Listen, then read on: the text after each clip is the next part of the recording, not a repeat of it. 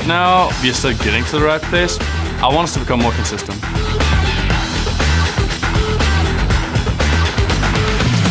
I feel there is still a lot of room for improvement.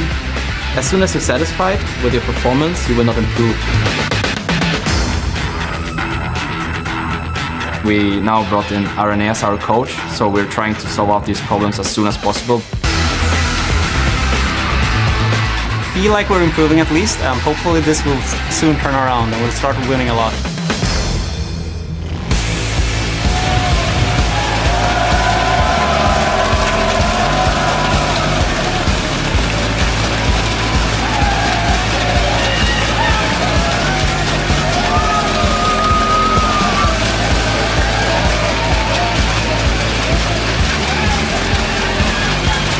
Welcome back, ladies and gentlemen, to the European League of Legends Championship Series, coming to you live from our studios here in Cologne, Germany.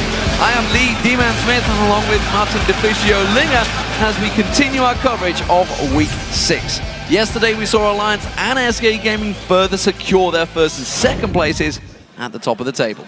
And the games are going to be even more tense as the teams jockey for position in those standings, especially since there's only 5 weeks remaining of the summer split. Yeah, it is slowly crawling closer to the championships. Let's see how we go.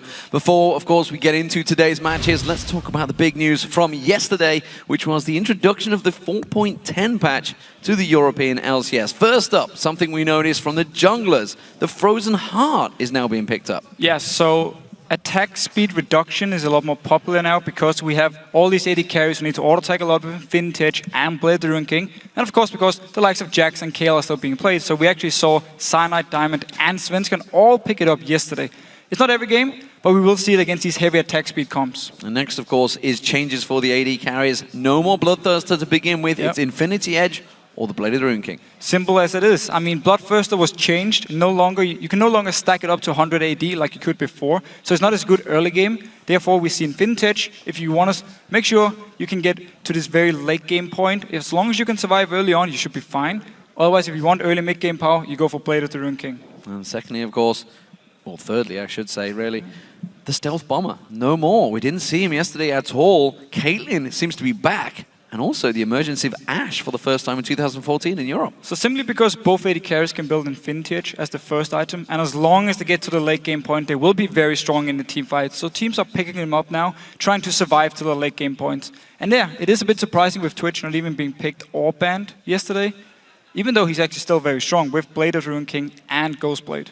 And of course the top lane, well, Renekton is back, the Crocodile in that top lane in all 4 games yesterday. So there's been some changes. First of all, Dragon is worth more early on, so we could see less lane swaps. Teleport, 40-second longer cooldown, which means, of course, you have to stay longer in your lane. And then lifesteal was reduced, which means champions like Renekton with built-in sustain are going to be stronger in these one-on-ones. So therefore, we will see more Renekton. We should also not discount ability-powered champions, maybe making an emergence in that top lane. Of course, here are some more of the moments. Yesterday's games, you guys were sending us tweets on Twitter, of course. Well, where else would it be? For hashtag LCS Bigs Plays. First up, of course, was from the Super Hot Crew versus Gambit game and featured some clutch Nami plays. This came from at LOL Objections. And he said, not only the bubble, but the clutch Mikhail saves Mima from the Requiem in the first place. Kasing is a beast. This, of course, was the third most talked about play. Take it down, Sophie tries to go in towards him. He gets himself the kill and the shutdown bonus, but he gets cleared out by Baylor. Jumps in, Cataclysm and flashes out. Requiem comes out. Mima not getting taken so low, but he gets away. The bubble and the heal from Kasing just about survives. That is such a good bubble from Kasing, managing to prevent the rest of Gambit getting onto Mima. We just have to say his Nami has been very good the few times we've seen it. I would have, of course, have hit every single member of my bubble if it was me playing Nami. Still though, our next one, it comes in here, and the next one, of course, as I just said, is going to be from Alliance versus Millennium, and it features some very fancy footwork from Curb, and it comes from @Cyranos. He's saying, Curb juked Froggen and the Observer, and this was your second most talked about LCS big play. But they won't be able to get an objective for it. Froggen on his bot lane. Oh, that is dangerous news here. Froggen actually going to run with the Ghost. Pops the Destiny as well. Gold card will actually lash down to the backside. Curb though, I think, may go down. He dives in. Froggen's going to fall. And Froggen and our cameraman completely confused by that one. Curb is a god. I think he juked Joe as well. He completely He got juked him everyone. I mean, the cool thing is he just waits for the gold card to be in the air, then he jumps back. He doesn't like just instantly do it, otherwise Froggen would probably have killed him. There's a dog in the back of the studio who was howling at the pitch that Joe was reaching there. I've got to get it back. I get that reach myself. Of course, last but no means least, it was the incredible play from Froggen in that very same game. This came in from @RedArrow420 and said, it's not luck, it's destiny, with that fantastic ulti from Froggen, so well turned out. #LCS big plays, massive play for him. This, of course, was your most talked about moment in the European LCS. And there is the reveal. They're going to go actually over towards Nip, but he's close to the turret here. Will they be able to lock him up? Going under the tower. Cornex is actually going to go low. Finished off by the gold card. And now Froggen and Tab's going to focus towards Creatine. Have they got the damage? Solar Flare comes down. They do manage to get themselves the second. Can they have the third as well? They will now with a triple kill. It's a triple kill for Froggen. Fantastic, fantastic. So from Froggen once again, proving why they're the #1 team. And also why he's Twisted Fate. First picked was so good in this game here and really helped Alliance win the game. Of course, we want to hear from you guys. Remember to send the big moments from today's matches our way by tweeting to them @LOL Esports along with the hashtag LCS Big Plays. So before we head into today's matches, let's take a quick look at the tables. As we mentioned earlier, Alliance are still the table toppers and the ones to beat. 11 wins and 2 losses. They are on an absolute tear right now. 2 games behind them is SK Gaming chasing hard with 9 wins and 4 losses. Then we have Fnatic and Millennium in a tie for 3rd place with 7 and 6. And the Subar crew at 6 wins and 7 losses right behind them. We're going to be starting today's matches off with ROC versus Alliance. They're setting up on stage ready to go, and that will be followed by Millennium, who will face SK Gaming. And after that, we have Fnatic versus the Super Hot crew. Then Gambit Gaming takes on Copenhagen Wolves. And after our matches conclude, stay tuned for the European Challenger Series round of 10 play-ins. Yeah, so 3 big matches coming up for that one. If you want more information about the teams, the players, videos, all past matches, and more, head over to lolesports.com. You can find all of that and more, including today's schedules, where you can vote on the teams you think will win. Just pick the team you think will come out ahead in each matchup, and we'll tally your choices before the games to see who you actually picked. And to find out how you can join us here in the Cologne studio to watch the LCS live, click on the tickets link at the top of the page. And at the bottom of each of those pages, you'll find a link to the LOL Esports Twitter. And since we're at the halfway point, we'd like to tell us which teams will finish in the top 3 in the European LCS and why. I guess saying Alliance and SK are the easy ones. Question is, who's going to get the 3rd spot? Who is going to join them? Fnatic or Millennium? Maybe. I can even see someone like Gambit come up here and actually take the spot in the end. Well, at the end of today, that will be the halfway point, the 14 matches. Still a lot to play for. True, very true. Of course, we want to hear your answers, so send them to us at lolesports.com and use the hashtag LCS, and we'll check out the responses and shocks. We'll read our favorites on air a bit later in the day. So let's get the games underway, ladies and gentlemen, as ROC go up against the top of the table, Alliance. The last time these teams met, Alliance came out on top with Froggen pulling out a Nivea for the first time this split. However, ROC were on top in that game for the first 20 minutes with a kill lead, a gold lead, and a tower lead.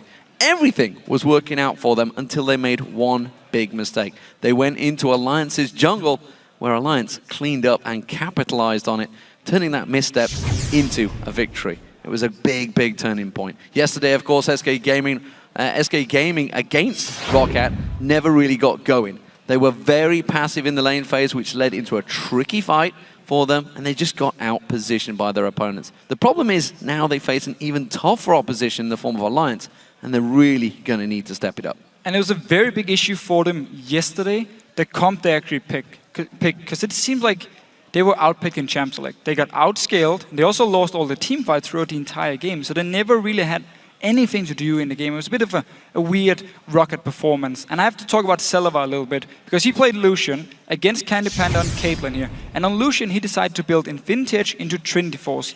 Now, this is a very, very slow build, which means you never really get a point where you're going to be a lot stronger than Caitlyn, where you can punish her for being weak in the mid game.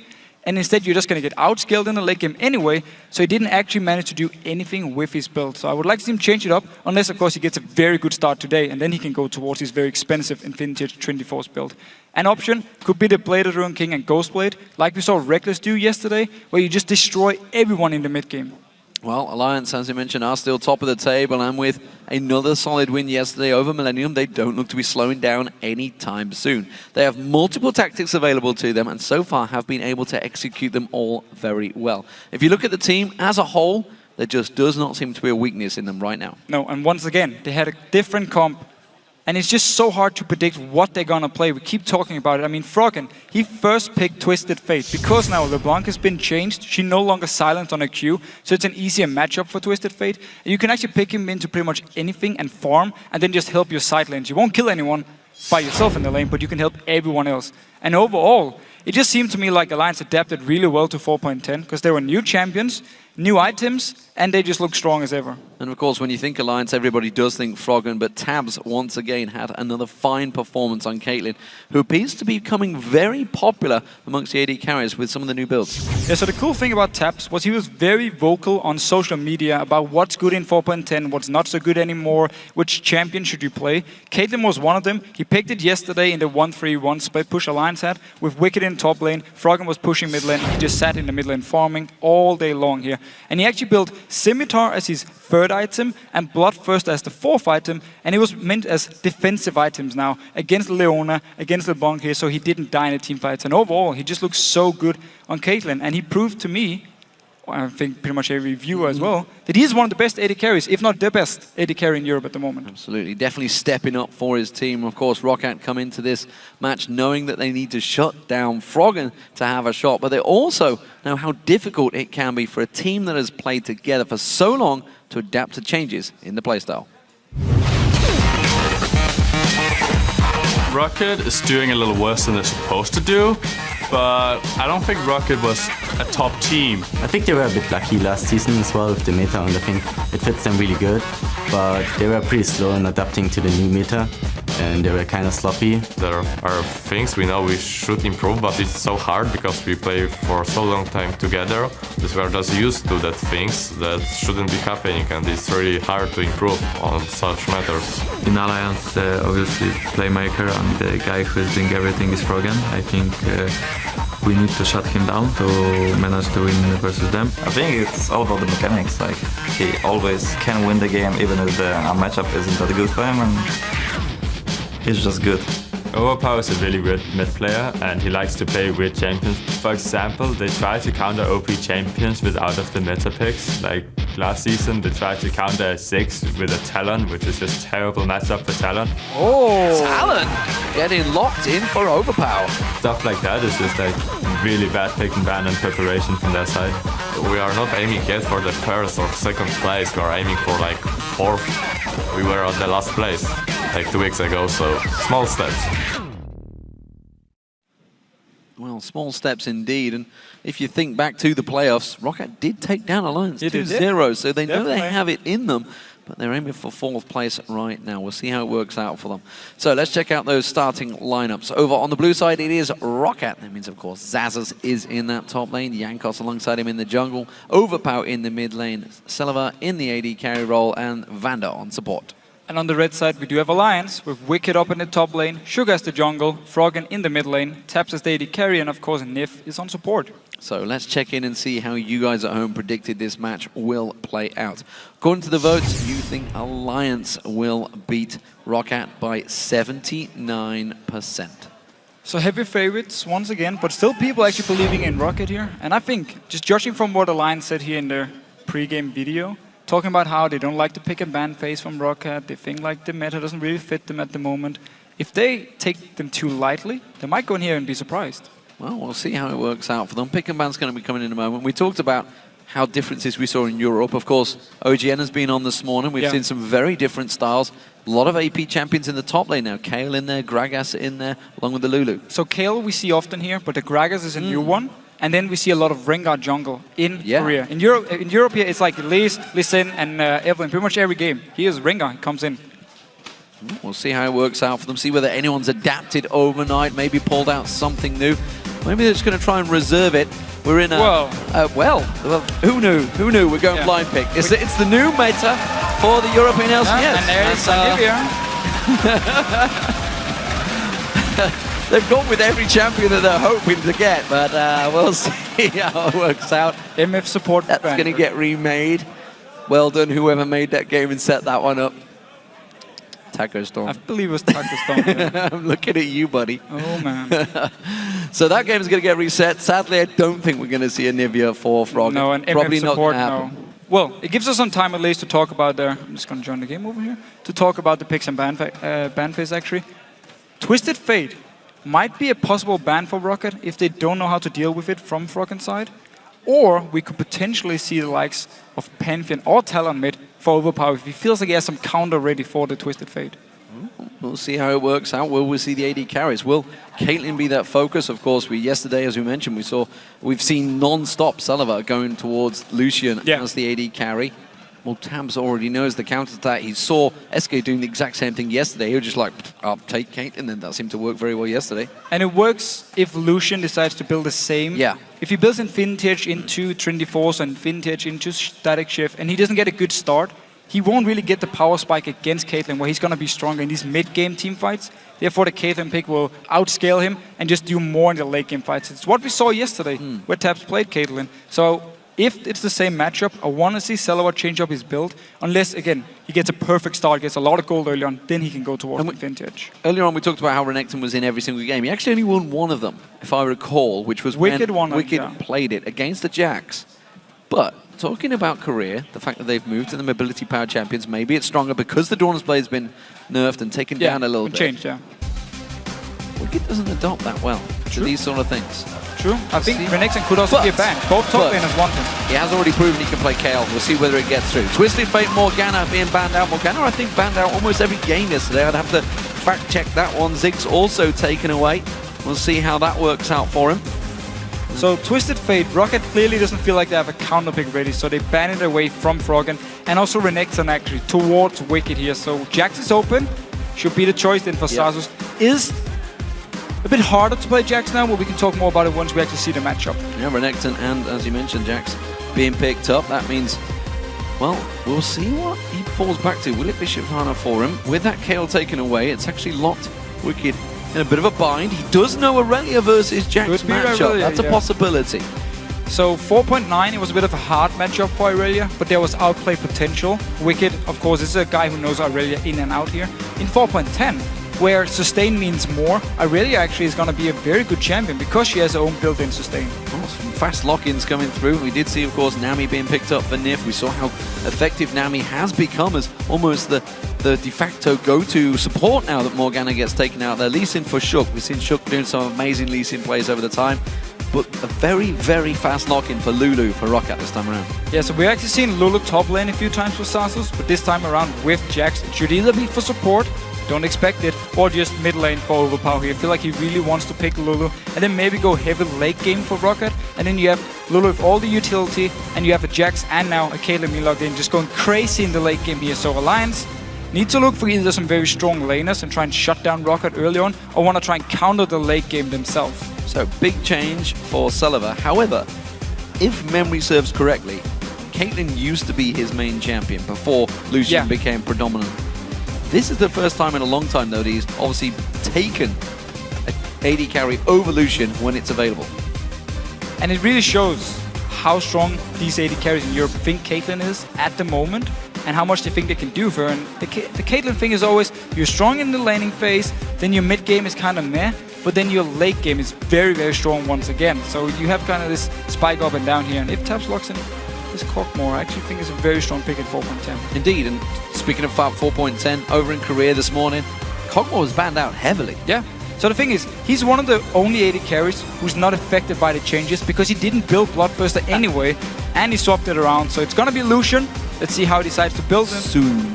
And again, Thresh available, and choosing to go around it. Thresh would have worked very well, but instead Lucian, and let's not forget, Wicked's Aurelia is in there. Yeah, so he did pick the Aurelia into Jax. Again, it was a matchup in favor of Jax. However, there was always room for outplay for Aurelia. If you dodge around the counter-strike from Jax, and then once it's actually down, you go towards him, you activate your W, and you just destroy him for a few seconds where he won't be able to hit back on you, and therefore Aurelia can actually outplay the Jax.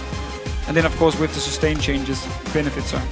Jankos may well be falling to the champion that's worked the best for him, honestly, during the spring split, which was Elise. And of course, Vander, with Thresh available, is choosing to go Leona. So Thresh really seems to have fallen away from favor for the supports. Overall, I actually think there's just a lot of viable supports at the moment, Yeah. and it depends on the player itself, who he wants to play. This time around, Rocket are looking at their comp and saying, so we have Caitlyn, we have Jax, we have Lulu. So we already actually have some potential to dive in with Jax and Lulu with Wild Growth. Let's add in another champion who can join in and just jump on the lines, destroy them as soon as possible in these fights here. So they have Leona going in with Jax, with Wild Growth. You have multiple options now to engage fights for Rocket, but still, they really want to go to this late game point with both Jax and Caitlyn. Well, it's been a long time since I saw Froggen playing Orianna. Faker played it this morning. Maybe he got inspired by that. No, I know for a fact Froggen watches just about every little bit of League of Legends he can, along with playing it.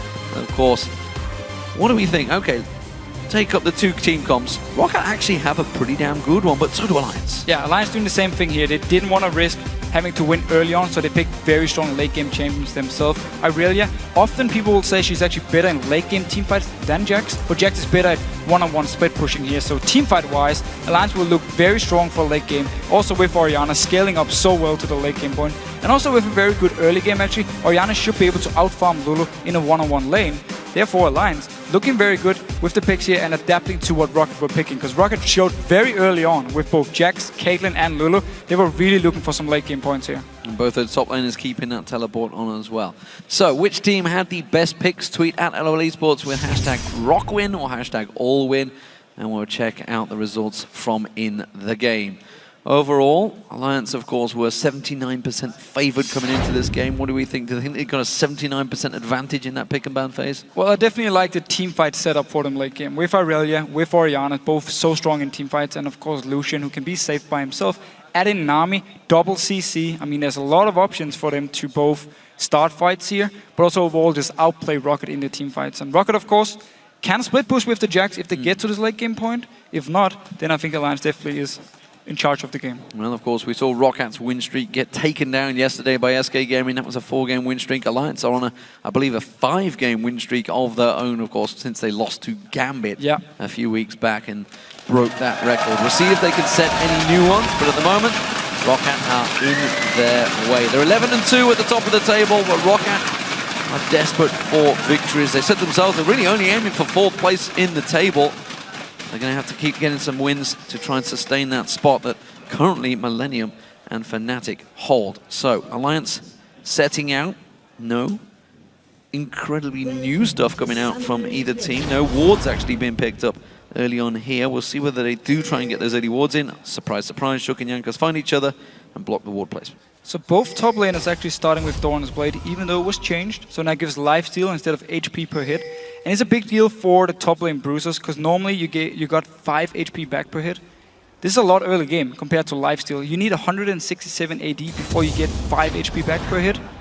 Which means Doran's Blade late game is good, but in the early stages you have a lot less sustain, and it should be in favor of Wicked because he's Irelia, he can heal by himself, where Sasus will need to auto-attack a lot more than before to actually sustain himself. 5 gold advantage for Shook there as he smited down one of those little spiders. It was 5 gold that he picked up. Yes, it was. It's about sending a message. It's sending a message. I took out your little spider. So, will they go for an invade? That is the question. You can see Zazas and Jankos up here in the top. They do have, of course, Wicked in there. And actually, there's movement from Shook. I'm wondering if he's going to stick around. No, I think he's trying to sell a dummy by walking past that ward and going down. And we also need to see this bot lane matchup here, because Nami will automatically make your AD carry very strong in trades, because you put the E onto your AD carry, he gets the extra damage on auto attacks here. And of course, Vander and Leona, he needs to go all in if he wants to actually go in and poke or start a fight. He can't just sit back and poke like Nami can do, or like Tap can do with the E from Nami. So therefore, if Alliance can dodge around and make sure they don't get hit by Vander, they should be able to poke onto Silva quite a lot. So, Jankos is starting out. That red buff. Meanwhile, of course, we do see this bottom lane pairing. Silva and Vander, they've had a good pairing, and honestly, Rocket used to be so nailed on at getting first blood.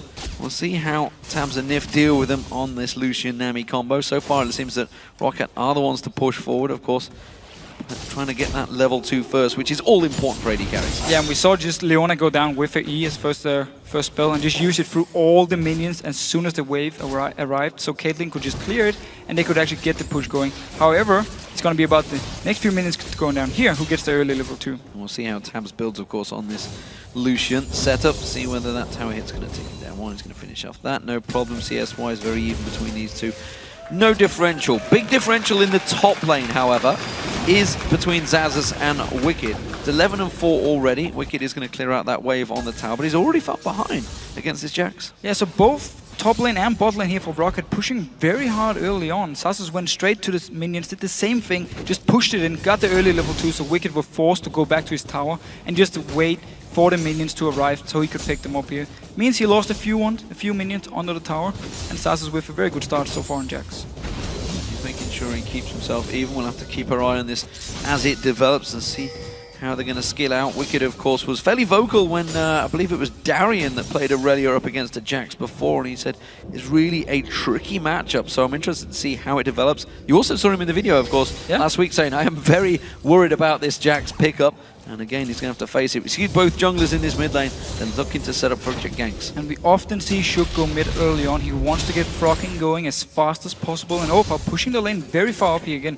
Rocket playing very aggressive in the lanes, opening up for Shook to try and set up a gank if he wants to.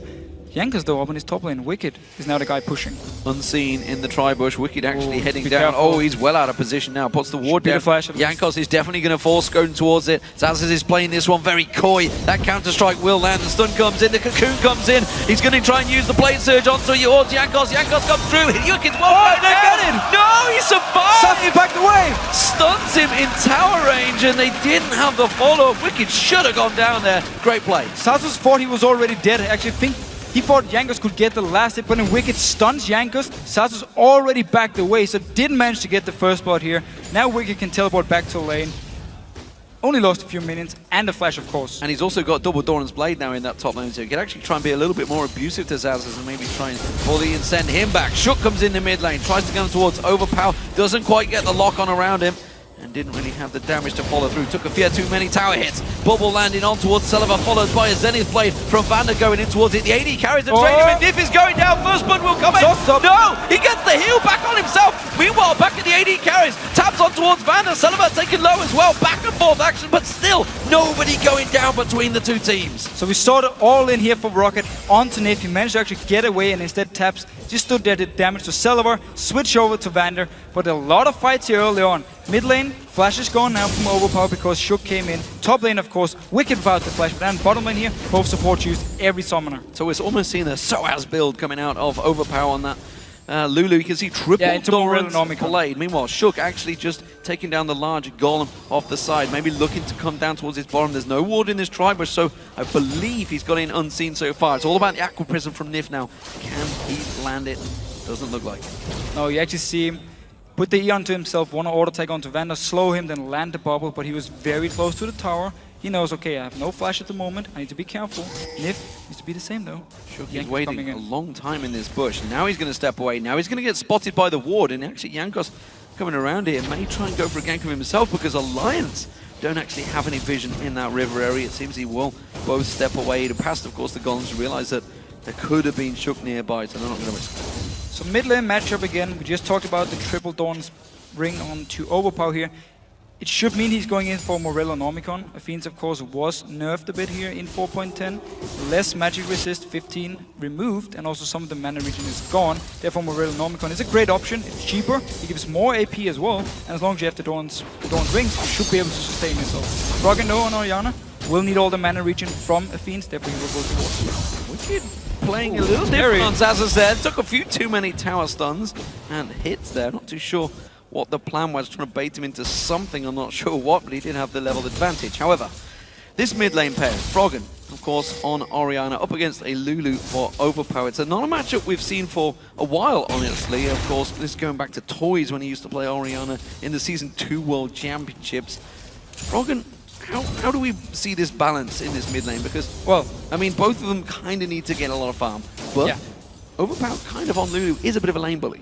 Well, the thing is, she was a lane bully until it changes to her Q, where she couldn't get double Q onto her target any longer. Therefore, she actually now is more of a I need to just farm as much as possible in my lane and get to team fights where I'm very, very strong. Orianna, she's good in laning phase, therefore it is expected for Froggen to be slightly ahead in CS, and it's basically what we're seeing here. He's just farming pretty well, and Opal trying to do his best of just picking up as much farm as possible. We'll see how that one develops. Top laners have backed away, and well, I'd say that Zaza's backed away and got himself a build towards the phase, got himself the second Doran's in there as well. You can see Wicked's going the same route, so it looks like a potential Triforce opener for both of these top laners rather than a Blade of Rune King for Zazas. So it's smart enough to go straight into Triforce, especially for Aurelia. We often see it again here. Jax, I mean, if you go Blade of Rune King first, on 4.9. You got a lot more sustain, but now with the Trinity Force for him, he's gonna try and be able to dual Wicked for as long as possible. And again, he wants to just farm up. He wants to complete the Blade after the Trinity Force and then just become this monster in one-on-one split push, where Wicked, of course, might look to build more tanky after the Trinity Force and focus on team fights where Aurelia is stronger than Jax. Blue buff pickup for Overpower, blue buff spawning for Alliance, and we'll see Froggen step off to the side in a moment. It doesn't look like anyone's going to try and interrupt that play either. So he's going to head over there. Both AD carriers, actually Sullivan did back off and get himself a second Doran's Blade, but it hasn't built into a major item just yet. They're both storing up their gold. I can tell you there's 2,200 gold stacked out on tabs right now, 1,600 for Sullivan. So it seems, unless there's going to be a quick change to Blade of the Rune King, that actually tabs might go for Infinity Edge as well. Yeah, looks like it for now. Otherwise, he would have preferred to come back earlier, picked up the Cutlass here and trying to bully Selva a little bit. But of course, just waiting in the lane is not necessarily bad for him. If he can farm enough to actually get the Blade of Rune King, it's going to be great because it's cheaper than the Infinity Edge, and he's going to have this time now until Infinity Edge will be completed on Selva, where he's a lot stronger in one-on-ones. But we need to see what happens once they actually go back. And both junglers once again, Jankos once again, moving towards this bot lane here. Well, they've got a pink ward in that bush, so they have clear vision. Jankos knows that he's safe, but it seems that with that wave push right up, they're not going to be coming out of that tower zone anytime soon. Jankos just deliberating and wasting a little bit of time in that bush right now. Now they're going to step forward, but look at that. They're already pinging it. They're saying, pretty sure someone's here. Overpower moving towards this top lane. There was a pink ward from Rocket, so he wasn't spotted. I even used the sweeper lanes in the bush to see if there's any wards in this river point here. So all the way up to this top lane. Might want to dive onto Wicked. It's tricky to He's die. full HP though, yeah. Oh, Aurelia, and you can see he's already put a good turnaround of damage onto Zazas. That immediately was Overpower. I was like, nope, no chance. Backing away. My tower's also being pressured. You can see the it's a bit of a weird move. Wave had been pushed in by Froggen. It didn't. Well, unless he loses CS in that mid lane, he didn't lose too much by making that move and making potential play. True, so he lost a little bit here, but still diving a full HP Aurelia, even without your jungler. Oh, Vander going in! This has been a long, hard, weighted battle for Nif. Will catch on towards him. He's going to go down. First blood will come in from Jankos. They made it count, but Jankos was there for a full minute. He was waiting around for a long time. He even moved away a little bit, then moved back to this lane here, just waiting to set up a kill. And Shook has actually just been farming. He was running from base, but just way too late, so they could pick up the kill here. Jankos also getting the first blood. Well, it was a ulti used. That's going to be the solar flare down. Selavar getting caught out. Shook goes in for this one. What in the hell was that? Teleport being used by Wicked, but that was crazy. Yeah, that was pretty bad. That's just about sums it up. Now Jankos may be in trouble. Wicked jumps on towards him, has got that sheen completed. It does stop the dragon for now. That is about all I can say about it. It stopped the dragon. Wicked did use the teleport, didn't actually cancel it in the very end. So yeah, I guess worth it for Shook to actually stop the dragon by sacrificing himself. Unless, of course, Rocket can just pick up the dragon later on, and then it would just been a free kill over to Rocket. Well, I mean, unless he was just like, yeah, I'll come and I'll teleport in. And then it was I Shook maybe went in. It was always the plan. There's nothing for me to teleport. You need to put a ward down. I can't jump onto nothing. Froggen was moving from the mid lane. Nif was moving from the bot lane once he actually jumped in, and then they waited for teleport here. But as you just said, there was no ward for Wicked to teleport to, so he came in too late. Had to put it down the ward instantly. Wicked had started teleport instantly. Could have potentially set up a kill or two, and maybe the dragon, which probably was the idea for Alliance. Well, speaking of dragon, it's a fairly delayed one. We saw some fast ones yesterday. At the moment, though, 12 minutes in, and with the teleport down for Wicked, this would be a fine time for Rocket to start this one out because Zazas has his teleport. There is a ward, there is vision for Alliance, but I'm not sure Rocket can go for it just yet. Zenith Blade not catch it. You also see the position from Zazas. He actually moved all the way down here to his own tower, waiting to see, am I going to teleport in? But now he's just going to go back because they actually stopped the dragon again. Alliance staying around, Tabs can quickly join in from this bottom lane, Frog the same, and Wicked actually moving from this top lane now because there's no teleport. He's going to get spotted, he sees the wards, they know he's going for it, but Solar Flare catches on Shook once again, Aqua Prison locks him up, the jungler goes down, that's the dragon for Rocket. And it's such a good comp they're using here, Rocket. They have Vander starting the fights every single time. Jankos then follows up with Cocoon, you have a lot of CC, and you just kill the first target you can actually land. And now on to Nif. Oh, Nif got out now, puts out the wave, both lands the Aqua Prison, but you can see Overpower catching on towards him, there's enough damage there. They're going to try and turn this fight back around now. Froggen's getting focused on. The Cocoon does not land from Jankos, Shockwave pulls him in, not enough damage. Ace in the hole comes out from Russelva, and again, they force him away, but still, the dragon is not taken still yet. alive. Yeah, Alliance, they keep going in to try and stop Rocket and Vander every single time. He's the guy engaging onto them. You see here, 1 kill and also picked up multiple assists. He's been part of every kill so far. Always him going in, landing the CC, followed up by the rest of Rocket, and they get another kill here. And Alliance, every time they spread out, they just get punished. Well, the delay on that Blade of the Rune King from Tabs has finally come through. Good culling coming out, actually putting a lot of damage back down on towards Sullivan. Sullivan himself going for that Infinity Edge, of course, as you would do on Caitlyn. We'll see who has the stronger power right now. You can see Tabs, of course, bullying Sullivan out of lane. Yeah, so Tabs should be stronger now, and if he decides to go Ghost Blade as the second item, then he's gonna have some minutes where he's a lot stronger than Caitlyn in fights until Caitlyn completes a static shift or Phantom Dancer and can then start doing some damage back here. But also up in this top lane, both of them trading, but they're farming very equal. Well, Wicked's ultimate is up any second now, so he will be able to clear out that entire wave, no problem. That's just come off cooldown, but again, now the Alliance are moving in, and Rocket are way too late to respond to this one. Teleport coming in. Zazas is going to join the party, but that dragon has gone down already. Can they try and turn it into kills? Shook tries to get away, safeguards out, he's going to get locked in, so it's 1 kill down. Now Niv in trouble. He's trying to get it out of the danger, but he's going to get taken down. 1 more hit should do it. Sullivan closes that out. It's 2 kills or a dragon. And now Zazas needs to get back to this top lane here. Wicked is pushing. No teleport, of course. He stayed in this top lane. Blue buff should go over to Rocket and got 2 kills. Alliance, though, managed to pick up the dragon. Well, that tower doesn't look like it's going to go down anytime soon, so that will stand its ground for now. There is a wave of minions coming in. Zazas should be back in time to defend it. So in terms of gold, you can see it's still very even, despite the fact it's 6-0 to Rocket.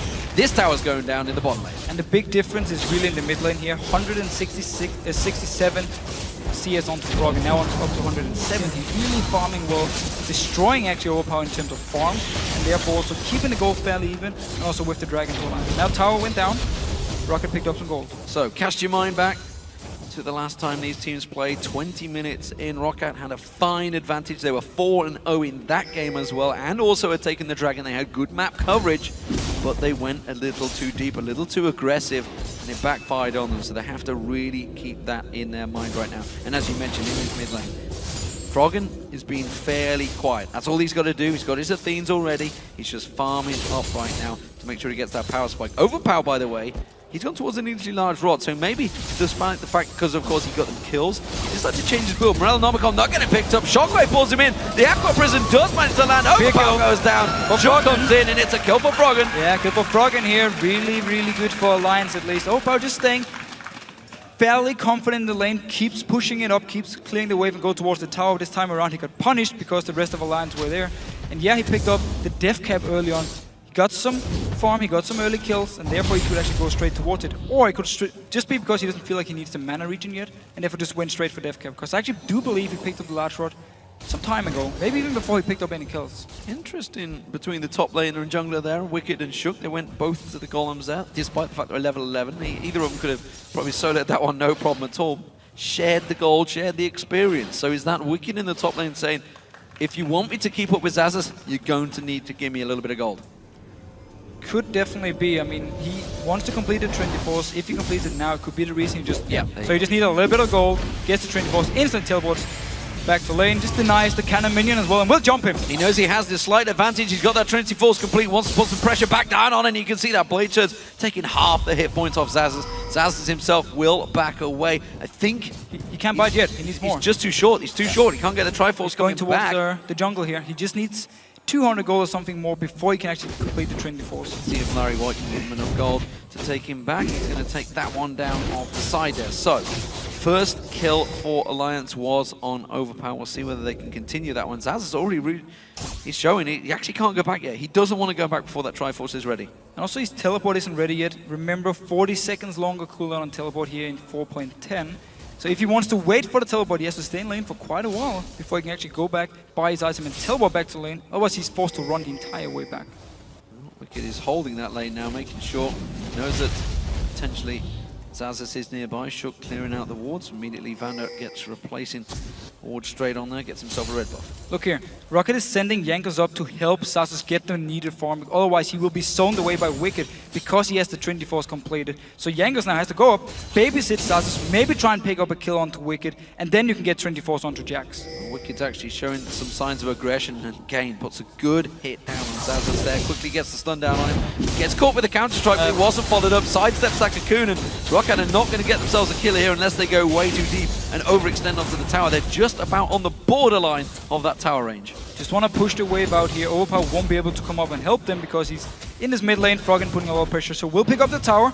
Very good move by Rocket, and also getting the Trinity Force, of course, onto Zazas. But Alliance responding. Shook is in the bot lane instead, taking the tower. Taking the mid tower and the bottom tower at the same time. Alliance knocking 2 down with 1 stone. So let's have a quick look through the items. As you can see, Wicked holding out Rocket. I don't think they're going to push much further. If they do, they're in trouble because Froggen was making his way up there. He's going to clear up the raids instead. Alliance in the bottom lane. They're still pushing. They know they have a 3-on-2 numbers advantage. Yeah, and they knew there would be quite some time before Jankos could even join in case a fight would happen, and also Froggen with all the pressure in his mid lane, so Overpower couldn't join either.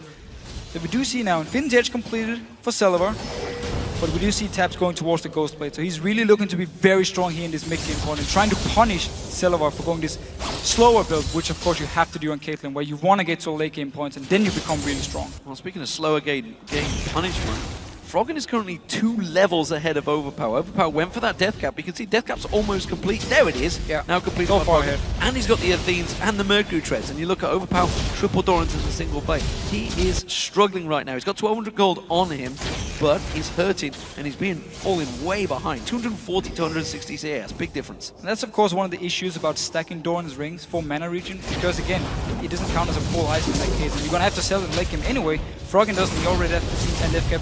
Shook going in though. Good blue steel coming out from Rockout, but you can see Overpower having to use his ultimate to save his life against Shook. They do take the tower down, gives them an advantage. Dragon up in 15 seconds. Are they going to stick around? It looks like they're already backing away. They don't have the timer, remember, because Alliance took it down last time. Yeah, and Overpower's recalling now, so you won't be able to join in for the fight. Alliance already here with Wicked as well. Can just go straight for the Dragon with 5 members. Top tower even went down to the minions now. And Overpower, he needs to hurry if he wants to join in for a fight here. Well, he's got that speed boost that he gets from Lulu. We'll see whether it works out for him. You can see Wicked already in there. There's going to be I can never remember the damn name of it. Scrying Orb. The Scrying Orb coming out from Celavar. It does give them vision. They have the timer, but Shook secures the second Dragon for Alliance. So because Shook went into Overpower, he actually kicked him into the tower again, so he took a lot of damage, forced him to recall. Free Dragon for Alliance. He didn't stay, and therefore Alliance will pull his next drop. Getting slightly ahead in gold now, and still, the big thing, it is in this mid lane here, almost 100 CS ahead. And that works out. So blue buff is completely taken away from Froggen now, because you saw Jankos had stolen away before. Overpower secures his own. So that's a problem. Shockwave off cooldown, it's a big deal. We'll see how it works out for them. Bottom lane pushing in. Tabs is going to follow that wave in with Ghost Blade. Now completed, culling through there, and Celavar himself is chasing on towards it. He's got the start of potentially either a Phantom Dancer or a Static Shift. Yeah, and if you sit at home now and wonder, Ghost Blade, on a ranged champion, what's going on here? I wasn't used to seeing it. 4.10 is now 6 seconds for range to active. You get 40% attack speed, 20% movement speed, so you can kite easily, and you also do a lot more damage. At the same time, you get 10% CDR from the item itself, which is very good for an AD carry, and something you normally don't get. You also get 20 armor penetration. Of course, you get some crit, you get some attack damage. Overall, it gives all the stats you want as an AD carry. It's fairly cheap early on, and it synergizes really well with your Player's Rune King, which is now 8% current health you do on the passive every time you hit. So the more attack speed, the more damage you're of course going to do. And on Lucian, it's now all about dashing forward, get your double tap with your passive as many times as possible. It's no longer just about your abilities doing damage, which it was with the old Bloodthirster build early on from Lucian. It's now more about the auto attacks. And as long as you can get everything off in the 6 seconds he activates the Ghost Blade, he's going to do so much damage. Also, the calling, of course, is affected by attack speed, so if you use it while the Ghost Blade is up, you're going to hit even more. Or hit more callings, I guess. Is he making strides to make sure they took away all of the vision Rocket had placed in and around the Baron area river? They're actually putting a lot of vision in and around that Baron, so we'll see how that goes out. Tab's got to be careful. He's going to go on towards Zazas, but he fancies this one. Counter-Strike will block those basic attacks from Tabs, but you can see Zazas, he does not want this fight. He's got no vision, does not know what's nearby. Probably expecting Aurelia to pop out, but now he sees Wicked in the bot lane. Nif was nearby to join in as well for Tabs here in case he needed it, so wisely enough by Zazas backing away. Just look at this goal difference. Froggen been ahead the entire time now. Almost 2,000 goals ahead. Yeah, dominating that mid lane battle right now between the two. Alliance in 3 members against Rocket. 3 members that overpower, going aggressive. Nif was singled out there. Didn't choose to capitalize on it. It does give them an advantage to push the mid lane turret though. They could try and get some tactical positioning. Shook is going to come around and try and block them away. And we do see Wicked also on Aurelia, deciding to go tank now after 24. So going to focus more on team fighting. If you build a second damage item, you could focus on trying to split push, but you don't really want to one-on-one the Jax. We keep talking about it. So he's going to build tank, go towards the team fight instead, get the ball on from Froggen and just jump into the back line, use the ulti from Froggen, and you have an insane engage combo already, followed up by Nami, hitting 1 or 2 members with the bubble tidal wave, and you have some good CC, some good damage from Alliance in these team fights. And we need to see if they want to start forcing something, because Selva at the moment, he's just farming up here. Now he completed Static Shift and Infinity Edge, so that's his power spike, and now he just needs to scale up into late game. He needs, of course, the Last Whisper. Might go towards something like a Bloodthirster if he wants the shield here in late game. We're going to see what he actually wants to build. But still, this is the time where Alliance with Lucian should be able to punish Rocket a little bit, or at least punish Silver in one-on-ones. Well, the 2 side laners, Wicked and Zazas, are playing a game of cat and mouse. One pushes the top, splits across, pushes the bottom, and they're doing vice versa constantly.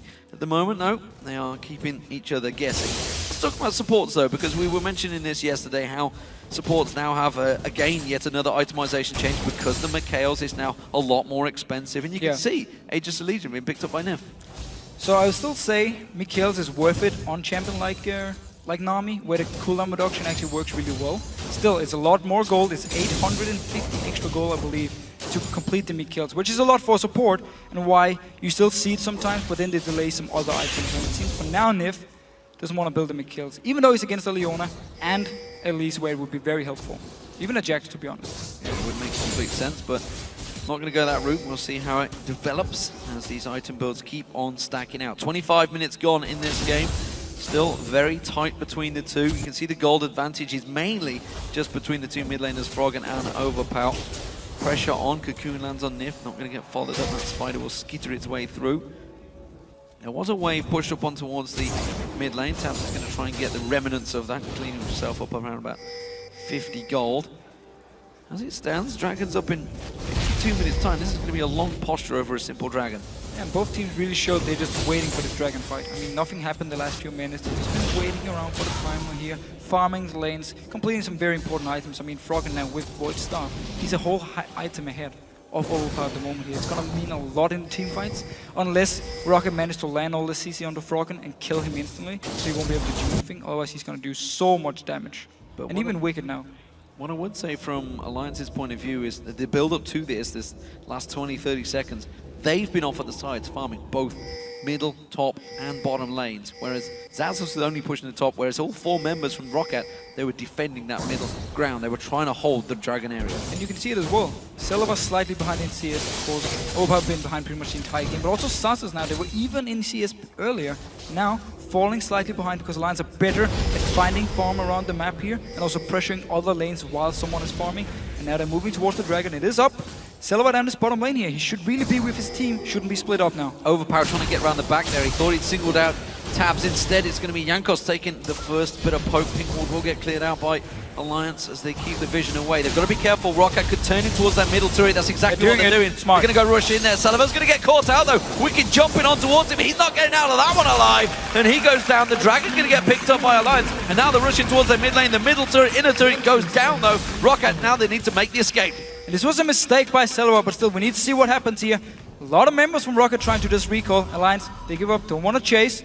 Instead, Are they moving towards Baron? They're going for Baron instead. They're going to force. They know the Rock out of backing away, desperately out of position. It's a recall from Zaz as he's got teleport available. Overpower now realizing something is up. They are not visible. Overpower's going to run in. He's got a ward I think he can throw in towards that pit area. But look at this Baron. It's going down so quickly. There's going to be the solar flare catching on towards him. It doesn't matter. Alliance have secured that Baron. Quick wave comes out, catches Jankos. Shook should be able to follow that one through, kicks him in back to his team. And Alliance are just on cleanup duty right now. So 1 kill onto Celabar here from Alliance, and then Rocket, they tried to escape. They ran into the jungle of Alliance and started recalling. And Alliance were like, we're not going to chase. We're just going to go straight towards Baron. Rocket is completely out of position. That's a Baron, Dragon, and also mid tower. Last time they fought, it was a 20-minute mistake. This time they made it to 25 minutes. And a tactical error. Alliance just catch them out of position. And the inhibitor turret now will fall down. Vander goes in, Zenith Blade, they don't care. They're still hitting the turret. Now Shook's in low trouble. He's going to get taken low. Zatas is going to get caught out. He gets dropped down. Froggen picks himself up a kill off the side. And the inhibitor turret goes down. Now Overpower, he's juking. Wicked jumping all over him. Having to use everything he can to escape this one. He's going to get stun locked up there. The ultimate from Wicked going to catch him low. Is it quite enough? One more tick. Froggen comes in. He's going to secure the kill. Vander's on there now. Vander's taking low. Froggen gets on towards him. Tabs picks himself up a kill. They're going to ace the Rock out right here, right now. They take him down. He repels. He's got nowhere to go. It's a double for Tabs. And just like that, Alliance turn on the juice and take down an inhib. And Alliance took full advantage of the fact their mid-game is so strong with this comp here. Jack still needs time, Caitlyn still needs time to build up, and Alliance, they were ready to teamfight. They're really so good in the mid-game. They Blade of the Rune King and Ghostblade build for Taps on Lucian here as well, so they were so much stronger in these mid-game fights, and also mistakes from Rocket. Well, they're going for a Nexus turret. They're going to get one down. Can they get the second? The rest of Rocket are only just respawning. You can see Zaza's trying to stop this one. Tabs is continuing to hit on that turret. It's almost taken down. It looks like they're going to get away from this one. Zaza's taking low. There's the second Nexus turret. They can try and finish the game right here. They're going to back away, Cullen. Solar Flare lands onto Tabs. Ace and a hole blocked off. Shook jumps in front of it. And Alliance will disengage and take themselves almost everything from the base. Can they turn it around? There's the wave's going to stop them. Vander gets locked up by a Aqua Prison. And Jankos, gotta be careful. He could get kicked into Alliance here. There was ulti on Shook. He decided not to go for it. Alliance back away. So both Nexus towers are now gone. Mid inhibitor as well. It's been some crazy 5 minutes for Alliance. Picking up pretty much everything on the map they could actually get. And just looking so strong. I mean, now they can buy, as look here, there was almost 4,000 gold on Froggen. Look, he doesn't even need money anymore. He's so rich. They can just buy items, move down, force a team fight, and go straight towards the Nexus if they want. Alliance's decision making is so crisp, it seems right now. A little bit of a high five between Froggen and Tabs there. Shook all alone. Rest of the members coming out towards him. We'll try and take the red buff. We'll get it. Jump out here. But everything actually starts around the Dragon, where Rocket, they were split up. Celabar was down this bot lane pushing by himself. The rest of the members were around the mid lane. So once Celabar actually moved up to join his team, Wicked just found him. Now Celabar needs to be careful as well. You can see Nif's going to try and speed on towards him. He will back away there. Dangerous game as he was just strolling up blindly in towards all 5 members of Alliance who now make their way along this bottom lane. What a turnaround this game has been. Rocket, as we mentioned, they had a good start. Yeah. It really was only Froggen that had a big lead over them. But just one little error has caught them out. And again, Jankos, he's repelled. He's got nowhere to fall this time around. He's going to drop straight in there. You can see Shook's gone deep on this one. Maybe a little too deep. Zazis is going to catch on towards him. Tower hits on Shook still, which means the rest of the team are going unhindered under that tower. You can see Froggen comes in, pulls a shockwave, pulls them straight back in. Vander does not go down. Wicked dives on towards him. There's going to be one. There's two. Celabar going down. Zaz's going to get right the wave on towards it. And they just move on in. It's a double for Froggen as he collects some points. The Aqua Prison bouncing Jankos in the air. And the Nexus will fall down. Alliance continue their win streak in the top. They want to get that point. And Wicked dives on the fountain and secures the kill on Overpower. Fantastic performance by Alliance once again. They are now 12-2 at the top of the table. So a bit of a slow start from Alliance, just farming in the lanes here, waiting till they got a few items before they even wanted to start team fighting. And then just one mistake by Rocket, Celabar out of position, Alliance kills him, and from there it was just a series of mistakes from Rocket, giving up the Baron for free, even though there was 4 members still alive from Rocket here. And then Alliance is pushing down towards this mid lane here, winning another team fight, getting both Nexus towers, going back here, just picked up so much gold. And then the last fight, it was just a matter of time before they would win. Well, I said at the start of the game, a don't remember the last time I saw Orianna for Froggen. It's been a while ago, that's for sure, but 6-0-6 performance, nearly 100 CS ahead of Overpower towards the end of that. Fantastic once again, pulls out yet another champion, and we talked about it at the start of the show, you know, how versatile this team really is and how well they perform. Even though they get different pick and ban phases, different times around, they get taken out of the comfort zone, but they react again perfectly. And it's often built around whatever Froggen decides to pick in his mid lane. I mean, there was a Nivea. We've seen Lulu when they went with the whole Lulu Shyvana comp, and they had taps on a hyper carry and just protected taps in team fights in the start of the season. Then we have seen Twisted Fate, now Orianna coming in, such a strong team fight comp here from Alliance. And once again, they know how to play all these champions. They have a lot of comfort picks, and that's why it's so hard to play against them.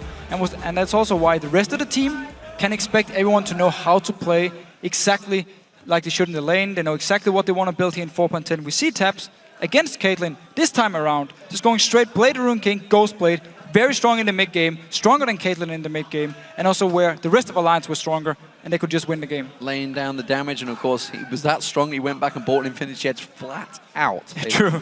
Crazy, crazy stuff. That's how much gold he managed to build up there. Let's talk about the top lane as well, quickly. Jax versus Aurelia once again. Wicked, we see him back on his signature champion and doing a fine job. Yeah, very even matchup now with the sustained advantage for Aurelia, where Jax is getting hit a bit by the Dawn's Blade. Normally, you're actually going to see either Dawn's Shield or Flask now on Jax to sustain himself early on, but they were very even in farm until in the very, or let's say the mid-game part, where Sasus were delaying his Trinity Force a little bit. He didn't have enough gold, and he tried to find some farm, but Wicked just kept sitting in his top lane, kept picking up farm, while the rest of the team were pressuring elsewhere on the map here. So he got ahead, further ahead, we could say, in gold, and therefore also were stronger in these fights, like Aurelia should be. Absolutely fantastic stuff. Let's get some words of wisdom over on the stage as Shox is standing by with Nif. Thank you very much, D-Man. I'm Eva Shock supporter, as you said, joined here by Nif for some words of wisdom. Let's start with the beginning of the game. At any point did you panic when you were down actually 6 kills, or did it all stay calm? Yeah, it was pretty frustrating. The matchup was really bad for our favor on bot lane, so if you give up the first kill, it would just snowball pretty hard.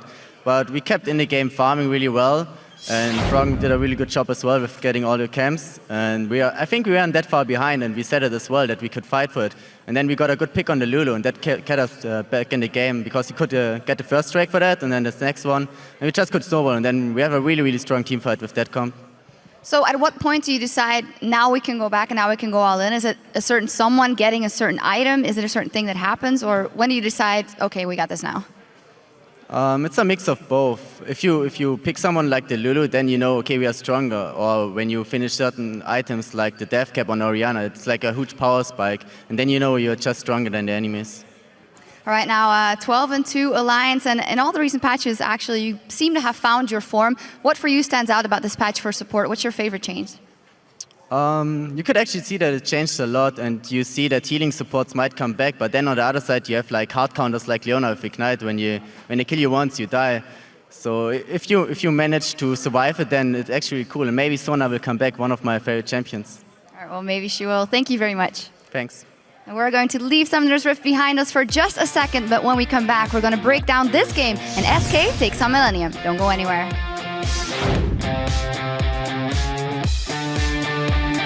I need to shower. I mean, I need to shave. I'm getting a neck beard, dude. How are you getting a neck beard? You don't even have any beard. No, look for this neck. Oh my god, Jeff. No, that's pretty much nothing. There's like 3 hairs sticking out. Exactly, I need to shave those 3 hairs. Even about you jungler. Oh, Vander going in. This has been a long, hard, weighted battle for Nif. Will catch on towards him. He's going to go down. First blood will come in from Jankos. They made it count. Having to use everything he can to escape this one. He's going to get stun locked up there. The ultimate from Wicked going to catch him low. Is it quite enough? One more hit. Froggen comes in. He's going to secure the kill. Vander's on there now. Vander's taking low. Froggen gets on towards him. Taps picks himself a kill. They're going to ace the rock out right here, right now, under that tower. You can see Froggen comes in, pulls a shockwave, pulls him straight back in. Vander does not go down. Wicked dives on towards him. There's going to be 1, there's 2. Sullivan going down.